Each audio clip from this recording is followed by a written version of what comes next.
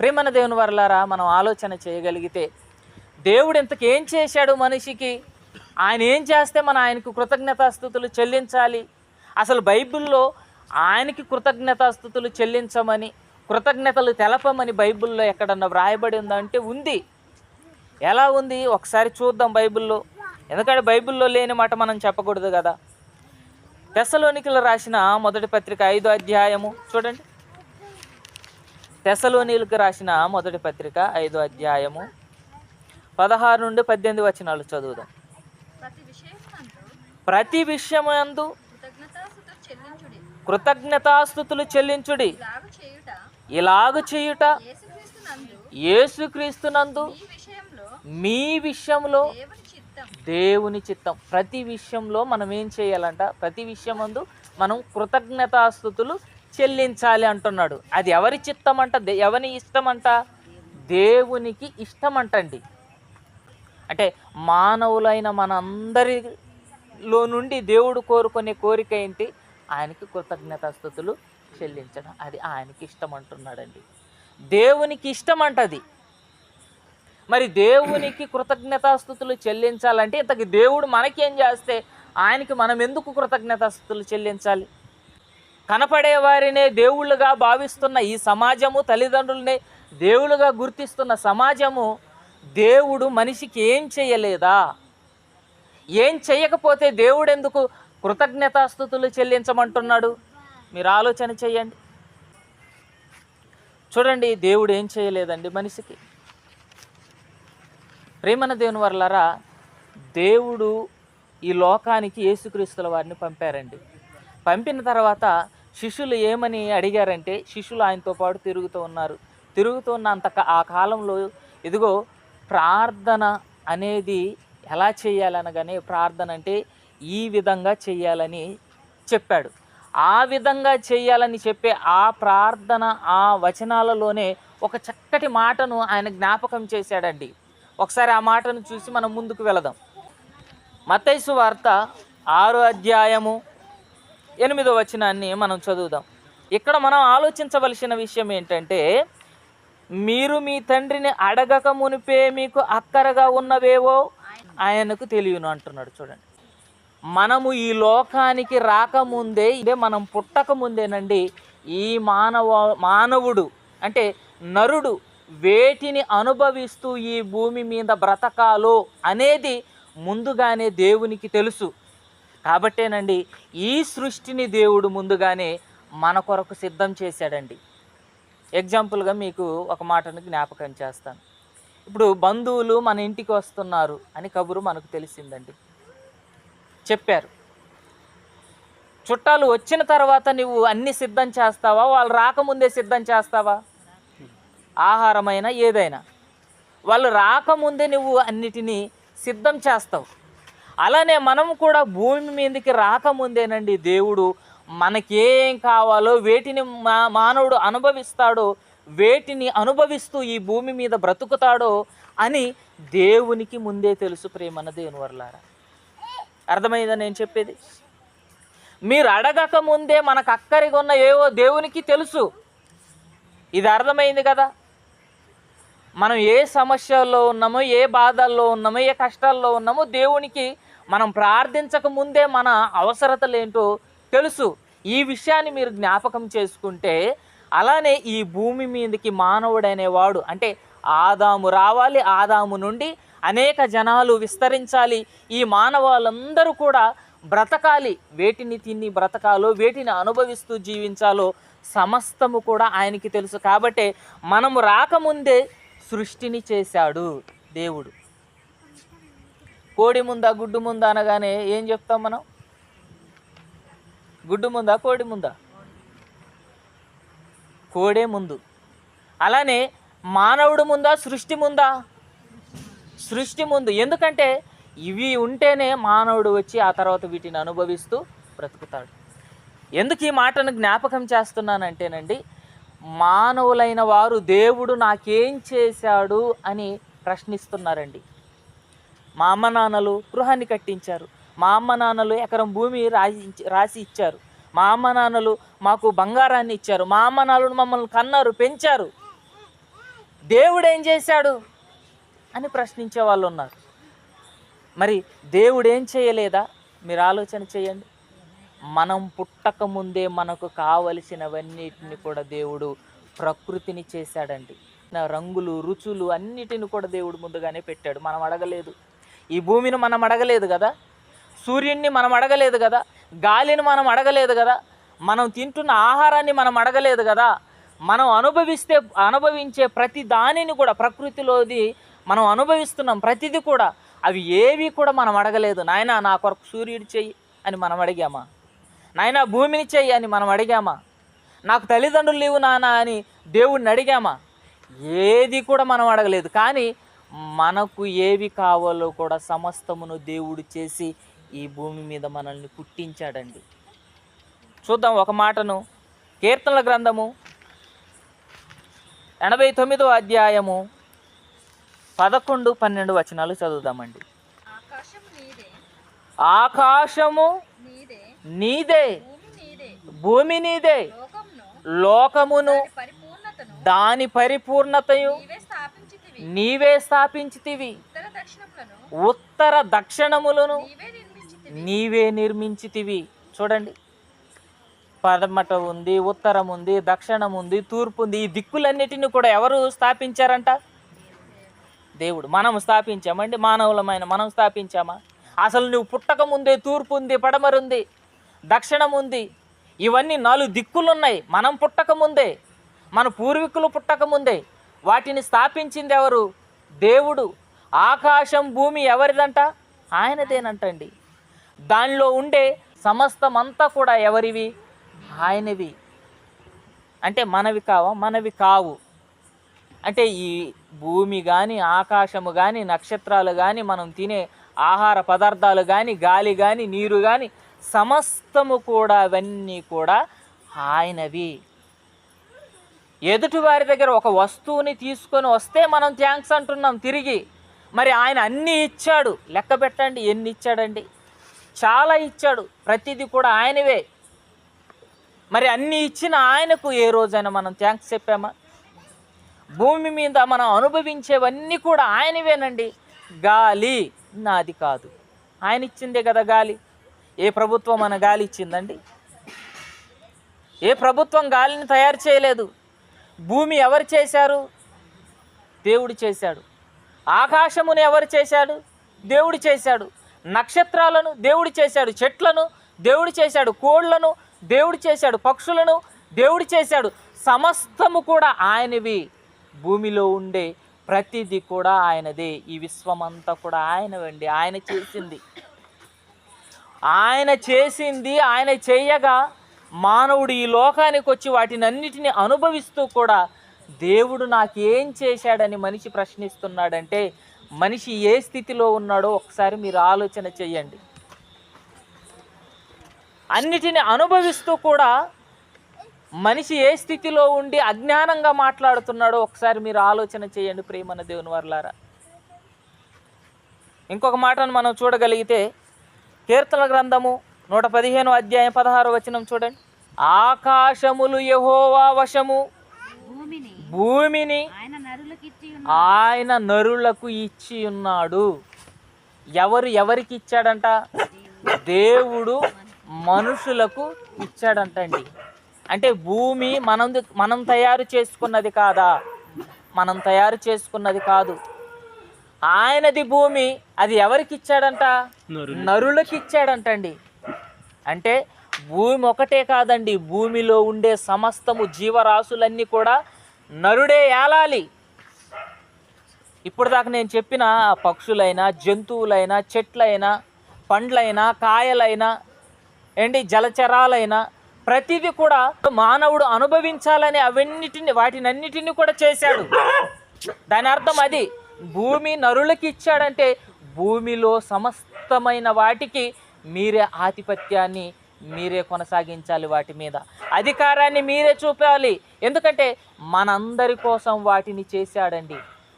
చూడండి, ఇవాళ మనం అనుభవిస్తున్న ప్రతిదీ కూడా ఆయన ఇచ్చినవే. ఆయన ఇచ్చిన వాటిని అనుభవిస్తూ ఇవాళ మనిషి మాట్లాడుతున్న మాట, ఆయన ఏమి ఇచ్చాడండి, ఏం చేశాడండి? ఆయన కష్టం ఏముందండి, ఆయనది మేమేమి అనుభవిస్తున్నామండి అని మాట్లాడుతున్నారు ప్రేమన దేవుని వర్లారా. భూమిని ఎవరికి ఇచ్చాడంట? నరులకి ఇచ్చాడంట అండి. అంటే భూమి ఉంటే కదండి మనం నివాసం చేస్తున్నాం. మరి భూమి లేకపోతే ఒకసారి ఆలోచన చెయ్యండి, శూన్యంలో మనం నివాసం చేస్తామా? భూమి ఉంటేనే భూమి మీద మనం ఇళ్ళు కట్టుకుంటున్నాం, మనం కాపురం చేసుకుంటున్నాం, మనం నివాసం చేస్తున్నాం. ఆ భూమి ఉంటేనే ఇవాళ మనం ఏం చేస్తున్నాం? వ్యవసాయం చేస్తున్నామండి. ఇవాళ వ్యవసాయము ప్రతి దేశంలో కూడా చేస్తున్నారు. ప్రతి దేశంలో కూడా ఆ భూమిని దున్నుతున్నాడు, సదును చేస్తున్నాడు, విత్తనాలు వేస్తున్నాడు, వ్యవసాయం చేస్తున్నాడు, తన కుటుంబాన్ని పోషించుకుంటున్నాడు. దేన్ని బట్టి అంటే భూమిని బట్టే. మరి దేవుడు ఏం చేశాడు అని ప్రశ్నిస్తే, దేవుడు ఏం చేశాడు? ఆయన ఇచ్చిన భూమి మీద నిలబడి ఆయన ఇచ్చే భూమిలో ఉండే ఆ యొక్క ఆహార పదార్థాలను అనుభవిస్తూ దేవుణ్ణే ప్రశ్నించే మనుషులు ఇవాళ సమాజంలో ఉన్నారు ప్రేమన దేవుని వర్లారా. భూమిని ఇచ్చాడన్నది మనం తెలుసుకున్నాం. దేవుడు సృష్టినిచ్చింది ఆయనే, సమస్తాన్ని చేసింది ఆయనే, అలానే భూమిని కూడా నరులకి ఇచ్చాడన్నాడు. ఈ భూమిని ఇవాళ వ్యవసాయం చేస్తూ వారి యొక్క కుటుంబాన్ని, వారి జీవితాన్ని కొనసాగించుకుంటుంది ఈ మానవాళి. అయితే వ్యవసాయం అనేది చాలా ప్రధానమైనది. ఇవాళ చెప్తారండి, దేశంలో రైతే ఈ దేశానికి ఏంటంట? రాజు, వెన్నుముక్క. రైతునే దేవుడుగా భావిస్తారు. అంటే వ్యవసాయానికి కూడా ఈ దేశము, ఈ ప్రపంచము ఒక పెద్ద పీఠాన్ని వేసింది. మరి ఈ వ్యవసాయాన్ని ప్రారంభించింది ఎవరు? ఎవరు వ్యవసాయాన్ని నేర్పారు? ఇవాళ మనమందరం అండి మన తల్లిదండ్రులను చూసి మనం నేర్చుకున్నాం వ్యవసాయం చేయడం. అసలు ఈ వ్యవసాయ కార్యక్రమాన్ని ఎవరు ఏర్పాటు చేశారు? ఎవరు నేర్పారు? ప్రారంభంలో మొట్టమొదటి మానవుడైన ఆదామును మనం ఆలోచిస్తే ఆయన కూడా వ్యవసాయకుడు అంట ప్రియమన దేవుని వర్లారా. ఆయన వ్యవసాయం చేశాడు, ఆయన కుమారుడు కూడా వ్యవసాయం చేశాడు, కయ్యూను. ఆ తర్వాత నోవాహు గారు కూడా వ్యవసాయం చేసినట్టుగా ఉంది. అంటే మొట్టమొదటి మానవుడు ఆదాము. మనం పుట్టక ముందు ఈ భూమి మీద దేవుడు ఆదామునే చేశాడు కదా. ఆదాము నుండేగా మనం అందరం వచ్చింది. ఆదాము కూడా వ్యవసాయం చేశాడంటండి. ఎందుకంటే భూమిని దేవుడు నరులకి ఇచ్చాడు కదా, ఇచ్చిన ఆ నరులు వ్యవసాయం చేస్తున్నారంట. మరి వ్యవసాయం చేస్తే ఆ వ్యవసాయాన్ని ఎవరు నేర్పారు? ఆ మొట్టమొదటి ఆదాముకి ఎవరైనా నేర్పారా? తనకు తానే నేర్చుకున్నాడా? ఏదైనా మనం నేర్చుకున్నామే కదండి. ఏ పని అయినా, తినడమైనా నేర్చుకున్న వారమే. ఎలా తినాలో తల్లిదండ్రులు నేర్పించారు, ఎలా నడవాలో తల్లిదండ్రులు నేర్పించారు, ఎలా మాట్లాడాలో నేర్పించారు, ఎలా త్రాగాలో నేర్పించారు, ఏం పనులు చేయాలో ఏం పనులు చేయకూడదో ప్రతిదీ కూడా నేర్పించారు. అదే పద్ధతిగా వ్యవసాయం అనేది కూడా ఒకరు నేర్పించారండి. ఒకసారి చూద్దామండి, యెషయా గ్రంథం 28వ అధ్యాయము 23 నుండి 26 వచనాలు చదువుదాం. అతడు నేల చదును చేసిన తరువాత నల్ల జీలకర్ర చల్లును, తెల్ల జీలకర్ర చల్లును, గోధుమలు వరుసగా విత్తును, యావలను తాను ఏర్పరిచిన చేనులో చల్లును, దాని అంచున మిరప మొలకలు వేయును గదా. వాని దేవుడే తగిన క్రమము వానికి నేర్పి ఉన్నాడు. చూడండి, ఇలా భూమిని దున్నాలి, విత్తనాలు చల్లాలి, లేదా విత్తనాలు నాటాలి, ఈ క్రమం మొత్తం కూడా ఎవరు నేర్పారంట? దేవుడే అని అక్కడ స్పష్టంగా రాయబడి ఉంది. అంటే ఆదాము వ్యవసాయం చేశాడు, కయ్యూను వ్యవసాయం చేశాడు, నోవాహు వ్యవసాయం చేశాడు. వాళ్ళు ఎలా చేశారంటే దేవుడు నేర్పాడు. అంటే ఈ వ్యవసాయ క్రమాన్ని కూడా దేవుడే మానవులకి నేర్పాడండి. అవి నేర్పితేనే ఇవాళ మానవుడు సాఫీగా వ్యవసాయం అనేది చేస్తూ వచ్చాడు. పూర్వీకులు చేస్తున్న దాన్ని ఇవాళ మనం చేస్తూ ఉన్నాం. అంటే దేవుడు వ్యవసాయం ఎలా చేయాలో కూడా నీకు నేర్పాడు. అంటే ఆయన మనకేం చేశాడు? సహాయం చేశాడండి. ఒకనాడు మన పూర్వీకులకు సహాయం చేశాడు వ్యవసాయం ఎలా చేయాలి అనేది. అంటే దేవుడు మనకేం చేశాడు? సహాయం చేశాడండి. అన్నిటిని ఇచ్చాడు, అన్నిటికీ మించి నీకు వ్యవసాయ క్రమాన్ని కూడా నేర్పాడు. ఆ వ్యవసాయ క్రమాన్ని కూడా నేర్పి నీకు సహాయాన్ని అందించాడు ప్రేమన దేవుని వర్లారా. ఇకపోతే ప్రేమన్న దేవుని వర్లారా, ఈ వ్యవసాయం విషయంలోనే ఇంకొక మాటను మనం చూడగలిగితే, మార్కు సువార్త 4వ అధ్యాయము ఒక ఉపమానాన్ని యేసుక్రీస్తుల వారు జ్ఞాపకం చేస్తున్నాడు. మార్కు సువార్త 4వ అధ్యాయం 26, 27 వచనాలండి. ఒక మనుషుడు భూమిలో విత్తనము చల్లి రాత్రింబగలు నిద్రపోవచ్చు మేలుకొని చుండగా వానికి తెలియని రీతిగా ఆ విత్తనము మొలిచి, చూడండి అక్కడ ఏం చెబుతున్నాడంటే, విత్తనాలను మనం అలా విత్తి వస్తున్నాం లేదా జల్లి వస్తున్నాం, వచ్చి మనము నిద్రపోతున్నాం, లేస్తున్నాం. కానీ ఆ విత్తనాలలో నుండి మొలక రావాలి కదా, ఆ విత్తనాలు మొలకెత్తాలిగా.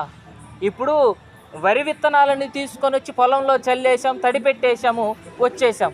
అందులో నుండి మొలక రావట్లేదు అనుకోండి, దానివల్ల ప్రయోజనం లేదు కదా. మొలక రావాలి, దాన్ని తీసుకొని వెళ్ళి ఆ మొక్క ఎదగాలి, ఆ మొక్కను తీసుకొని వెళ్ళి నాటాలి. ఆ నాటిన తర్వాత ఆ పంట అంతా తగిన కాలంలోనికి పంట రావాలి. ఆ తర్వాత దాంట్లో నుండి మనకు ప్రతిఫలము రావాలి. అదంతా చాలా ప్రాసెస్ ఉంది. అయితే ప్రారంభంలో ఏం చెప్తున్నాడంటే, మనం తీసుకొని వెళ్ళి ఒక గింజను విత్తుతున్నామండి. అది పత్తి గింజో వరి గింజో ఏదో ఒకటి విత్తుతున్నాం. విత్తి వచ్చి పడుకుంటున్నామే తప్ప దానిలో నుండే వచ్చే ఆ శరీరము లేదా దానిలో ఉండే ఆ మొలకను మనం మాత్రం విత్తట్లేదు. దేవుడు మాకేం చేస్తున్నాడంటే, నువ్వు తినే ప్రతి గింజ వెనక ఒక మొలక వస్తే ఆ మొక్కను దేవుడే మొలిపిస్తున్నాడు, పుట్టిస్తున్నాడని మనం సమాధానం చెప్పాలండి. మనం విత్తే ప్రతి ఒక్క ఆ గింజలో నుండి మొలక అనేది వస్తుందంటే దేవుడు వాటిలో నుండి పుట్టిస్తున్నాడు. అది ఏ శాస్త్రవేత్తో లేదా ఏ మానవుడో ఏ జ్ఞానో వాటిని పుట్టించట్లేదు, దేవుడు పుట్టిస్తున్నాడు. మనం విత్తి వస్తున్నామే తప్ప, గురకపెట్టి నిద్రపోతున్నామే తప్ప దాంట్లో నుండి శరీరాన్ని మనము పుట్టించట్లేదు. అదే కదా పౌలు గారు ఆత్మ సంబంధమైన మా యొక్క జన్మ గురించి వివరిస్తూ ఈ భౌతిక సంబంధమైన విషయాన్ని కూడా జ్ఞాపకం చేశాడండి. ఈ భౌతిక సంబంధమైన మనం విత్తే ఆ విత్తనాలను కూడా పోల్చి మాట్లాడాడండి. ఒకసారి ఆ మాటను కూడా చూస్తే క్లియర్గా మనకు అర్థమవుతుంది. కొరింథీయులకు రాసిన మొదటి పత్రిక 15వ అధ్యాయము 35 నుండి చదువుదాం. అయితే మృతులు ఎలాగలేతురు, వారెట్టి శరీరంతో వత్తురని ఒకడు అడగగా, ఓ అవివేకి, నీవు విత్తినది చచ్చితేనే గాని బ్రతికింపబడదు కదా. నీవు విత్తిన దాన్ని చూడగా అది గోధుమ గింజ అయినను సరే, మరి ఏ గింజ అయినను సరే, వట్టి గింజనే విత్తుచున్నావు కానీ పుట్టబోవు శరీరమును విత్తుటలేదు. దేవుడు మన పట్ల చేస్తున్న గొప్ప మేలండి. ఆయన ఇది కానీ ఈ ప్రాసెస్ కానీ ఆయన చెయ్యకపోతే నువ్వు 3 పూట్ల ఆహారం తినేవాడివి కాదు, నువ్వు అసలు వ్యవసాయమే చేసేవాడివి కాదు.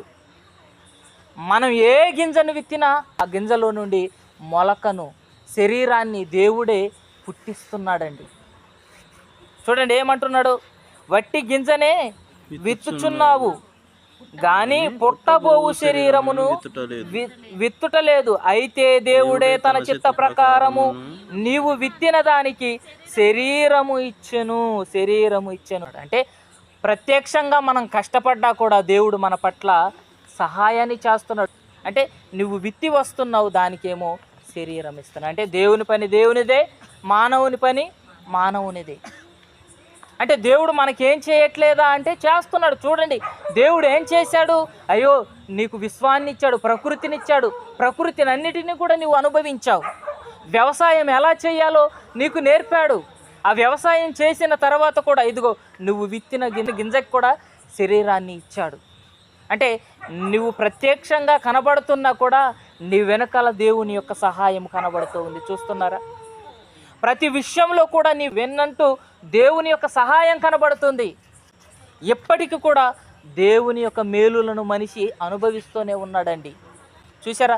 ఆ విత్తనాన్ని మొలకెచ్చిన తర్వాత అండి, దేవుడి శరీరాన్ని ఇచ్చిన తర్వాత అదొక దశకు వచ్చిన తర్వాత తీసుకొని వెళ్ళి, ఇప్పుడు వరి అనుకోండి, తీసుకొని వెళ్ళి నువ్వు నాటుతావు.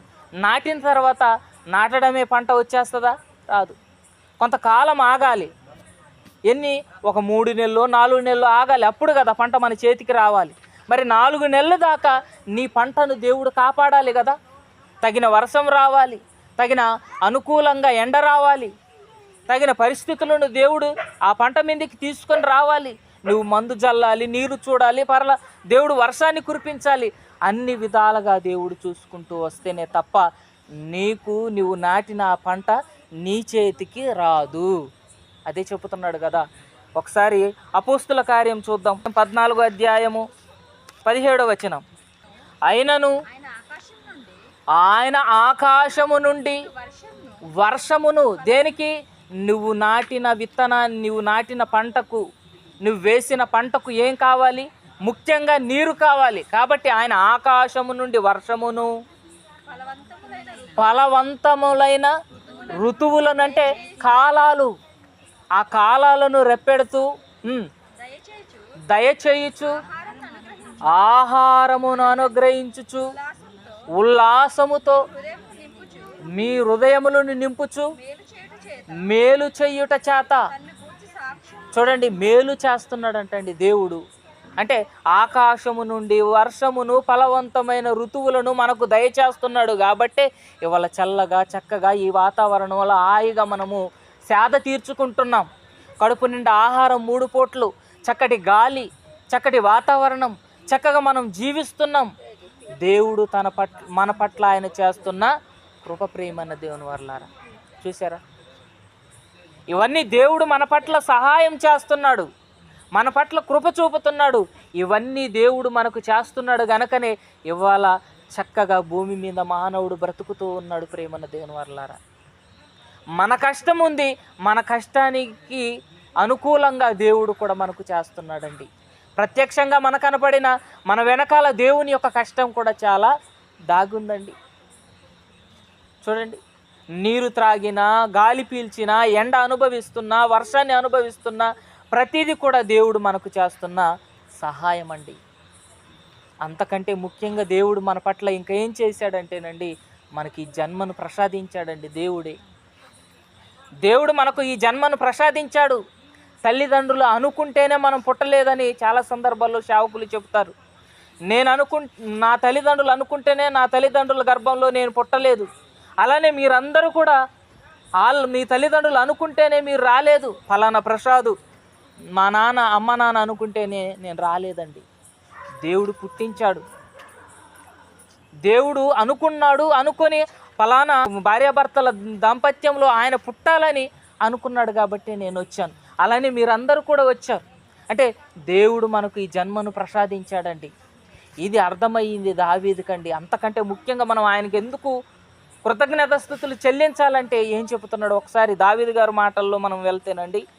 కీర్తనల గ్రంథం 139వ అధ్యాయము 13, 14 వచనాలు చదువు త్వరగా. నా అంతరేంద్రియములను నీవే కలగజేస్తేవని దావీదు మాట్లాడుతున్నాడు. అంటే నా అంతరేంద్రియములంటే శరీరం లోపల ఉండే ఊపిరితిత్తులు, గుండె, కిడ్నీలు, మెయిన్ ఇంపార్టెంట్ అయిన అవయవాలన్నిటిని కూడా లోపల పెట్టాడు కదా దేవుడు.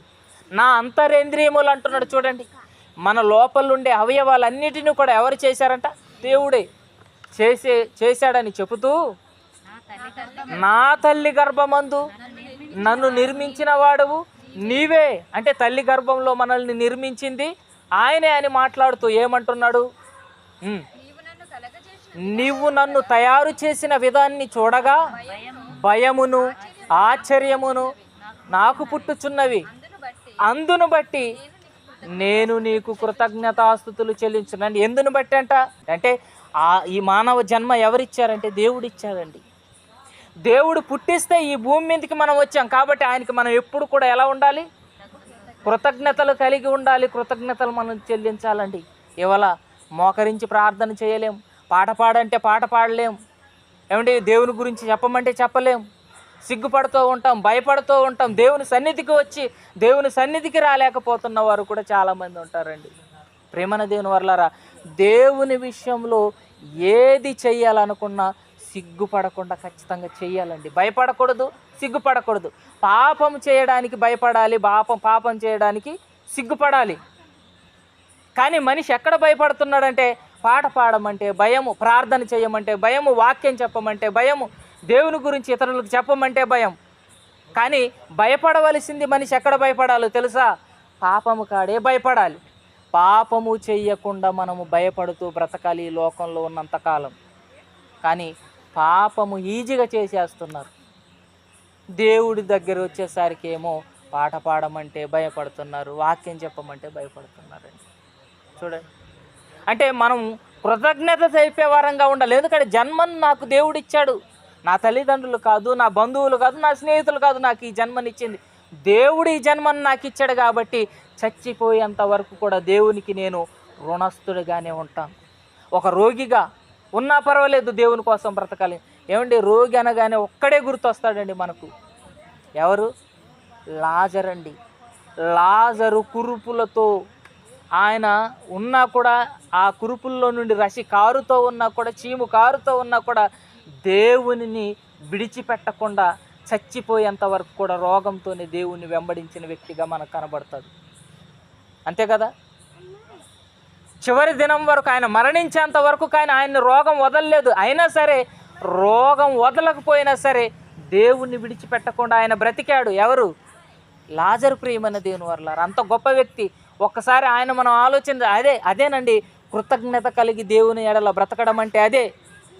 నువ్వు మంచంలోనికి వెళ్ళిపోయినా, రోగంలోనికి వెళ్ళిపోయినా సరే, ఆ రోగంలో కూడా నువ్వు కృతజ్ఞత కలిగిన వాడిగా ఉండాలి. ఒక యోబులా అయినా, లాజర్లా అయినా ప్రియమైన దేవుని వర్లారా. అంటే అలా కృతజ్ఞత కలిగి బ్రతకాలి. ఇప్పుడు దావీదు, నన్ను పుట్టించావు కాబట్టి నీ కృతజ్ఞతాస్తుతులు చెల్లిస్తున్నాను అంటున్నాడు. నోటితో చెప్పి అలా వదిలేయలేదు. ఆయన జీవితాన్ని ఒకసారి తొంగి చూస్తేనండి, చనిపోయేంత వరకు కూడా దేవుని కొరకు ఎలా బ్రతికాడు ఆయన దావీదు? నమ్మకంగా బ్రతికాడు. అందుకనే కదా ఆయన ఏమన్నాడు? ఈయన నా ఇష్టానుసారుడైన మనుషుడు, నా ఉద్దేశములన్నీ కూడా ఆయన నెరవేర్చాడు అన్నాడండి. అంటే ఏంటి? ఇచ్చిన జన్మకు రుణపడి దేవుని కొరకు నమ్మకంగా బ్రతికాడు, నమ్మకంగా తన జీవితాన్ని కొనసాగించాడండి ప్రేమన దేవుని వర్లారా. అంటే దేవుడు ఈ జన్మనిచ్చి ఆయనకి ఏం చేశాడు? సహాయం చేశాడండి. సహాయం చేసిన వాడికే కదా మనం కృతజ్ఞతలు తెలుపుతాం. దేవుడు ఏం చేశాడా అంటే, ఇదిగో నువ్వు అనుభవించే ప్రకృతిని అంతా ఎవరు చేశారు? ప్రశ్నించండి. ఎవరు చేశారు? నువ్వు భూమి మీద ఉన్నావు, ఈ భూమిని ఎవరు చేశారు? నువ్వు గాలి పిలుస్తున్నావు, ఎవరు చేశారు? ఆకాశం నుండి వర్షం వస్తుంది, అది ఎవరిచ్చారు? ఇవన్నీ కూడా మనం ఆలోచన చేయాలి. ఎవరిచ్చారు? దేవుడిచ్చారు. అంటే దేవుడు ఇస్తే మనం సహాయాన్ని, ఆయన ఇస్తే మనం పొందుతున్నాం. ఆయన సహాయం చేస్తున్నాడు, మనం పొందుతున్నాం. వ్యవసాయం చేస్తున్నాడు, ఆయన క్రమం నేర్పాడు, ఆ నేర్పినవాడు, సహాయం చేసిన వాడు దేవుడు. అంటే మనము కూడా ఆ యొక్క ఆయన సహాయాన్ని మనం పొందుకున్నాం. అలానే ప్రియమైన దేవుని వర్లారా, నువ్వు విత్తిన ప్రతి విత్తనం వెనుక కూడా దేవుని యొక్క సహాయం ఉంది. అంటే ఆ గింజలో నుండి శరీరాన్ని ఇస్తున్నాడు, అంటే ఆ విధంగా కూడా మనకు సహాయం చేస్తున్నాడు. అంతేకాదు, ముఖ్యంగా నీ జన్మ వెనుక కూడా దేవుని యొక్క సహాయం ఉంది. అలానేనా మనల్ని నిర్మించడం వెనుక కూడా దేవుని యొక్క సహాయం ఉందని చెబుతున్నాడు. చివరిగా ఆ మాట మనం చూసి ముగిద్దామండి. ప్రేమన దేవుని వర్లారా, యెషయా గ్రంథం చూడండి, 44:2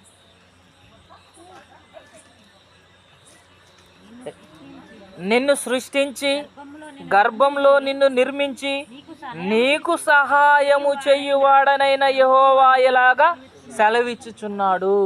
ఏమంటున్నాడు? నిన్ను సృష్టించి గర్భంలో నిన్ను నిర్మించి నీకు సహాయం చేయువాడైనా. అంటే మనకు సహాయం చేసేవాడు ఎవరు? దేవుడండి. యెహోవా అనగా దేవుడు మనకు సహాయం చేశాడు. అంటే తల్లి గర్భంలో నీకు రూపాన్ని ఇచ్చింది, అవయవాలను నిర్మించింది, నిన్ను చక్కగా రూపుదిద్దింది, నీకు సహాయం చేసింది ఎవరు? దేవుడు. ఇవాళ మన బిడ్డలను చూసి అచ్చ నాలాగే ఉన్నాడు, వీడు అచ్చ నాలాగే ఉంది కుమార్తెను మనం మురిసిపోతూ ఉన్నాం. ఆ రూపాన్ని, ఆ యొక్క అవయవ స్పష్టాన్ని చక్కగా చేసింది, నిర్మించింది ఎవరు? దేవుడు. అంటే మనకు సహాయాన్ని చేశాడు. నా రూపం వెనక కానీ, మీ రూపం వెనక కానీ, మనందరి రూపం వెనక కానీ దేవుని యొక్క సహాయం ఉంది. ఒక్కసారి మనం ఇవన్నిటిని కూడా ఆలోచించుకుంటూ దేవుణ్ణి ఒక్కసారి మనం తొంగి చూస్తేనండి, దేవుడు మన పట్ల ఎన్ని చేశాడో మీరు ఆలోచన చెయ్యండి. ఆయన చేసిన ఆ కష్టాన్ని తేరగా అనుభవిస్తూ దేవుణ్ణి ఎలా కొనియాడుతున్నారో తెలుసా? దేవుడు ఏం చేస్తున్నాడయ్యా మాకు, దేవుడు ఏం చేశాడయ్యా మాకు అని ప్రశ్నిస్తున్నారు ప్రేమన దేవుని వర్లారా. క్రైస్తవులైన మనము దేవుని యొక్క కష్టాన్ని గుర్తించిన మనం ఏం చేయాలంటే, ఎప్పటికీ కూడా ఆయనకి కృతజ్ఞత కలిగి ఇలానే కృతజ్ఞత స్తుతులు మనం కూడికల ద్వారా కూడా ఆయనకి కృతజ్ఞతాస్తుతులు చెల్లించాలి. దేవునికి ఎందుకు మనం కృతజ్ఞతాస్తుతులు చెల్లించాలంటే, ఇదిగో నేను ఇప్పుడు చెప్పిన ఈ దేవుడు చేసిన ఆ మేలులన్నీ, దేవుడు చేస్తున్న సహాయాలన్నిటిని కూడా మీరు తలంచుకుంటూ ఉంటేనండి, జీవితం మొత్తం కూడా దేవుణ్ణి మీరు విడిచిపెట్టకుండా బ్రతుకుతారండి. ఎవరిని విడిచిపెడతాడు? దేవుడు ఇన్ని చేస్తుంటే ఆయన విడిచిపెట్టి ఎవరైనా తిరుగుతారండి? తిరగరండి. ఆయనను చక్కగా ఆరాధిస్తారు, ఆయన పూజిస్తారు. కష్టం వచ్చినా నష్టం వచ్చినా కూడా ఆయన పట్ల కృతజ్ఞత కలిగి బ్రతుకుతాడు మనిషి. దేవుడు అర్థమైతే, దేవుడు అర్థం కాకపోతే బికారుడిలాగా తిరుగుతూ ఉంటాడండి మనిషి. ఈ లోక విషయంలో పడి తిరుగుతూ ఉంటాడండి మనిషి. దేవుడు అర్థమవుతేనండి ఈ లోకంలో ఉన్న వాటినన్నిటిని కూడా పక్కకు పెట్టేసి దేవుని కోసం ప్రాకులాడుతాడు మనిషి. ప్రేమను దేవుని వర్లారా, ఆయనకి వ్యాధి వచ్చినా, రోగం వచ్చినా, కష్టం వచ్చినా, ఏదొచ్చినా సరే దేవుణ్ణే ముందు వెంబడిస్తాడు. భక్తులను చూడండి, కొత్త నిబంధనలో కానీ పాత నిబంధనలో నిజంగా దేవుని ప్రేమించిన భక్తులను చూడండి, ఎన్ని కష్టాలు వచ్చినా కూడా దేవుణ్ణి విడిచిపెట్టకుండా బ్రతికారండి. ఒక అపోస్తుడైన పౌలుని చూసిన, యేసుక్రీస్తుల వారిని చూసిన, పేతురుని చూసిన, యోహాను చూసిన, తెలలు తెగిపోతున్నా కూడా తన తోటి సహోదరులు తెలలు తెగుతున్నా కూడా, చెరలోకి వెళుతూ ఉన్న, జైల్లోకి వెళుతున్నా కూడా దేవుణ్ణి విడిచిపెట్టలేదు ప్రేమైన దేవుని వల్ల ఆనాటి భక్తులు. కాబట్టి మనకి ఏ శ్రమ రాలేదు, ఏ కష్టం రాలేదు.